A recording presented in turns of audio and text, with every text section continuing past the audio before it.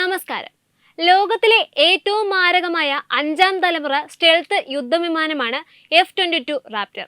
12 Raptor വിമാനങ്ങൾ ഇസ്രായേലിലെ തന്ത്രപ്രധാനമായ വ്യോമത്താവളങ്ങളിൽ എത്തിയത് വെറുമൊരു സൈനിക നീക്കമല്ല. ശത്രു രാജ്യങ്ങളുടെ റഡാറുകളിൽ പെടാതെ ആകാശയുദ്ധങ്ങളിൽ ആധിപത്യം സ്ഥാപിക്കാൻ കഴിവുള്ള ഈ വിമാനങ്ങൾ നിലവിൽ അമേരിക്കൻ വ്യോമസേനയുടെ പക്കൽ മാത്രമേ ഉള്ളൂ. ഇസ്രായേലിന് പോലും അമേരിക്ക ഈ വിമാനങ്ങൾ വിൽക്കാൻ തയ്യാറായിട്ടില്ല എന്നിരിക്കെ അവരുടെ നേരിട്ട് ഇസ്രായേൽ വിന്യസിപ്പിച്ചത് മേഖലയിലെ യുദ്ധ സാഹചര്യം എത്രത്തോളം ഗൗരവമാണെന്നത് വ്യക്തമാക്കുന്നതാണ്. ഇറാനും ഇസ്രായേലും തമ്മിലുള്ള വാക്പോരും നിഴൽ യുദ്ധവും നേരിട്ടുള്ള സംഘർഷത്തിലേക്ക് നീങ്ങുന്ന സാഹചര്യത്തിലാണ് ഈ വിന്യാസം.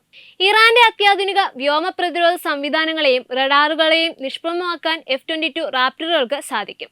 ഇറാന്റെ ആണവ കേന്ദ്രങ്ങളെയോ സൈനിക താവളങ്ങളെയോ ആക്രമിക്കുവാൻ ഇസ്രായേൽ തീരുമാനിച്ചാൽ അവർക്ക് ശക്തമായ കവചമൊരുക്കുക എന്ന ദൗത്യമാണ് ഈ അമേരിക്കൻ വിമാനങ്ങൾക്ക് ഉള്ളത്. ഇത് ഇറാനെ സംബന്ധിച്ചിടത്തോളം വലിയൊരു ഭീഷണി തന്നെയാണ്. ഇറാന്റെ ഹൃദയഭാഗമായ ടെഹ്റാനിൽ ഇസ്രായേൽ നടത്തിയ മിസൈൽ ആക്രമണത്തിന്റെ ഞെട്ടിപ്പിക്കുന്ന വിവരങ്ങളാണ് ഇപ്പോൾ പുറത്തു വന്നിട്ടുള്ളത്. ഇറാന്റെ പരമോന്നത നേതാവ് അയത്തുള്ള അലി ഖമേനിയെ തന്നെയാണ് ഇസ്രായേൽ ലക്ഷ്യമിട്ടതെന്നാണ് സൂചനകൾ.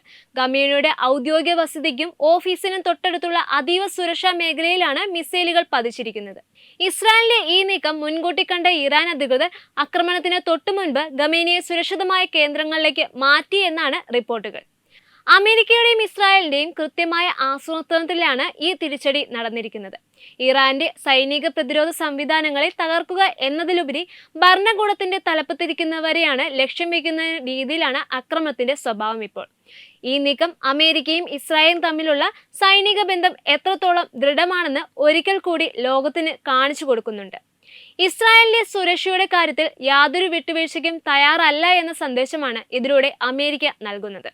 12 F-22 വിമാനങ്ങൾ ഒരേ സമയം വിന്യസിപ്പിക്കുന്നത് ഒരു ചെറിയ രാജ്യത്തിന്റെ വ്യോമസേനയേക്കാൾ വലിയ പ്രകടനശേഷിയാണ് ഇസ്രായേലിന് നൽകുന്നത്. ഇത് മധ്യപൂർവേഷ്യയിലെ ശക്തി സന്തുലനത്തെ പൂർണ്ണമായും ഇസ്രായേലിന് അനുകൂലമാക്കുന്നുണ്ട്. അമേരിക്കയുടെ ഈ നീക്കം ഇറാനെയും അവരുടെ സഖ്യകക്ഷികളെയും പ്രകോപിപ്പിക്കാൻ സാധ്യതയുണ്ട്. റഷ്യയും ചൈനയും ഈ സൈനിക വിന്യാസത്തെ അതീവ ഗൗരവത്തോടെയാണ് നിരീക്ഷിക്കുന്നത്. ഇറാന്റെ പ്രത്യാക്രമണം തടയുവാൻ F-22 വിമാനങ്ങൾക്ക് കഴിയുമെങ്കിലും ഇത് വലിയൊരു പ്രാദേശിക യുദ്ധത്തിലേക്ക് നയിക്കുമോ എന്ന ആശങ്ക അന്താരാഷ്ട്ര തലങ്ങളിൽ ഉയരുന്നുണ്ട്. ഏതായാലും ഈ സൈനിക നീക്കം വരും ദിവസങ്ങളിൽ ലോകരാഷ്ട്രത്തിൽ വലിയ ചർച്ചകൾക്ക് വഴിവെക്കും.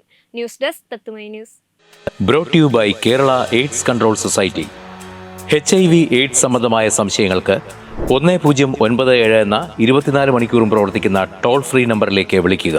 വാട്സാപ്പിലും ഫേസ്ബുക്കിലും ഒക്കെ സ്റ്റാറ്റസ് അപ്ഡേറ്റ് ചെയ്യാറുണ്ടല്ലോ. HIV സ്റ്റാറ്റസോ HIV പിടിപെടാനുള്ള സാഹചര്യങ്ങളിൽ കൂടി അറിഞ്ഞോ അറിയാതെയോ കടന്നു പോയിട്ടുണ്ടാവാം. എന്ത് തന്നെയായാലും മുൻകൂട്ടി പരിശോധിച്ച് HIV സ്റ്റാറ്റസ് അറിയൂ. സൗജന്യ HIV പരിശോധനയും കൗൺസിലിങ്ങും ആരോഗ്യ കേന്ദ്രങ്ങളിൽ പ്രവർത്തിക്കുന്ന ICTC അഥവാ ജ്യോതിസ് കേന്ദ്രങ്ങളെ സമീപിക്കുക.